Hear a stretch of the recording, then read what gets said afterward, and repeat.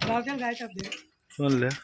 बोले जाऊ जाऊ चल नाही दे रे काम माणूस चला कोण कोण जाता आता तिकडे आकाशला देणार त्याला सुंदर ह्यो आमचा पोरगा तकलीफ होतीचा हे आमचे मुलगे वाव जाईन नका काय